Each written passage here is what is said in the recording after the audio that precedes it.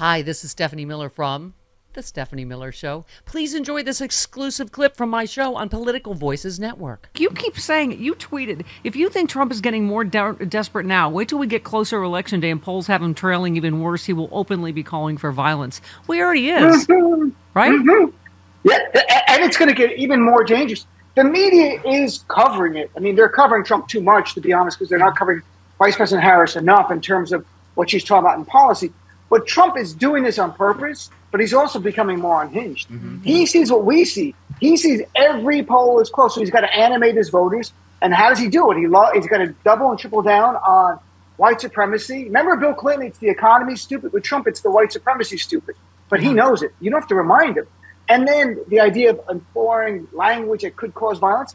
My greatest concern, Steph, is that on election night, we know that they count the ballots that are in the location first, and then they open up the mail-in. We do more mail-in.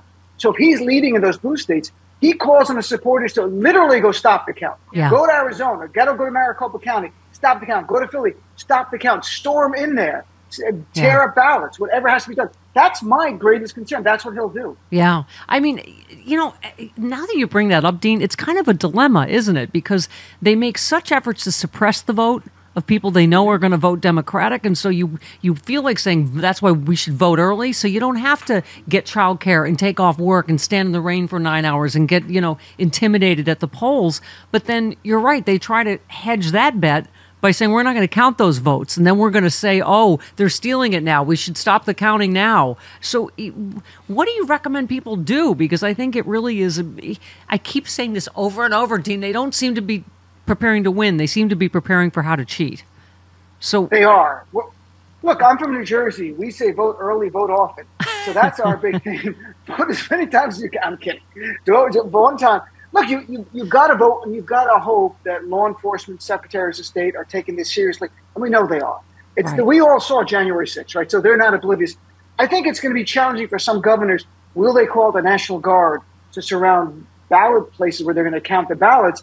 And does that feed into Trump more? Look what they're doing. But you've got to secure the ballot. I don't care what he says. Keep his dangerous people away from the voting locations. Let the people count the ballots. If Trump were to win, it would suck, but we would accept it. That's the difference between us and them. They're already he is talking about it. The only way he can lose is if they cheat. We have his surrogates saying the same things.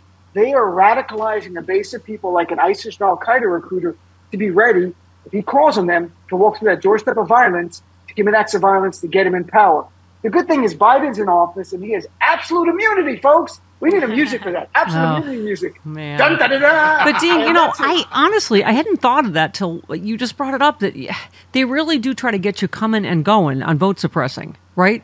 It's like if you wait till election day, they're going to make sure they don't, there's not enough machines and you got to wait in line and you can't get food or water and you can't, right? And then if you vote early, they're going to try to make sure your mail-in vote doesn't count one way or another. But what I would say is don't let Louis DeJoy get his dirty hands on your vote. Don't let Mike Johnson. Don't let the Supreme Court. We've just got to turn out in such overwhelming numbers, right? We do. We absolutely do. And it's also interesting you make a point. How come Democratic areas have 5-hour lines, 9-hour lines when a lot of us are voting by mail? On the other side, they're all voting in person, and you never see a line where they vote in Republican districts, do you? Because they give them the funding to have more machines, more workers there. And we have to, so again, that's another level of voter suppression.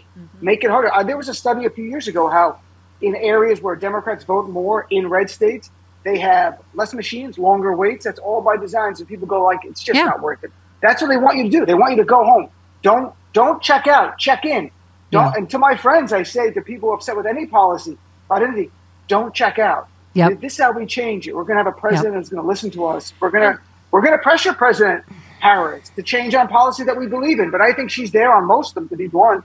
And I think we're in a good direction. Yeah. Dean, you talk so eloquently. We all try to do our Bollerting with the loss of our beloved Eric Bollert. But, just the media, you've been, sounding this alarm forever. They're just not going to help. You said after this presidential debate that Harris won, she got a bounce in key states. That bounce is now gone. Why? Simple. Corporate media went all Trump all the time after the debate to help Trump. We not only have to defeat Trump, but also the corrupt corporate media. You said it feels like Trump is everywhere because corporate media is back to all Trump all the time. Corporate media executives want Trump to win because of lower taxes, less regulation, white supremacy. We cannot give them a pass for their support of white supremacy. Right up to tonight. No fact checking, right? That only helps Trump and Vance because they're the only ones lying nonstop at this point. I covered this same issue yesterday and in a newsletter today, two different parts. But one is when you see Vice President Harris got a bump after the debate. Why? Because Americans tuned in and watched her. They found her. If they didn't know her, they're like, wow, she's impressive. Yeah. People who didn't know her felt really good about her. They were animated more. Her favorabilities went up. What happened then? For 2 weeks after that, it was all Trump all the time. And people start not seeing her. So that bounce goes down. Nothing changed in 2 weeks in terms of a big event in America. It's that corporate media changed because she was getting so much press for the first 6 weeks. We all remember that. She gets a bump after the debate, and they went all in on Trump. So her favorabilities probably about the same, but people just hear Trump, Trump, Trump. It makes him almost omnipotent, like he's everywhere. He's invincible, and that's what corporate media is doing. So we have to defeat that as well. And the last point, my new newsletter article today is we give a pass to the wealthy and to corporate media that they're just in this for the ratings. But let's be blunt. Overwhelmingly, they're white. And a lot of them are in this for the white power, the white supremacy. And I think we have to call it out. You cannot support Donald Trump in 2024 when they're chanting, send them back at his rallies for black and brown people and say, you're not on board with white supremacy because you are. And we know you are because you benefited and made wealth and power through a white supremacist power struggle that Trump represents. Yeah. They don't want change. So we got to call it out. Well, election season is a sweet time of the year, right? As candidates coat their messages with lots of sugar to get your vote. Yeah, I said that. Now you can enjoy the sweetness of the election with authentic candidate cookies with the likeness of Kamala and Donald on your favorite butter cookie made by the famous deli in Chicago, Max and Benny's. You can purchase these once-in-a-lifetime cookies on the Stephanie Miller, Tom Harmon, and John Fugelsang websites. To order, go to our websites, click on the banner for cookie candidates, or go directly to their website, cookiecandidates.com.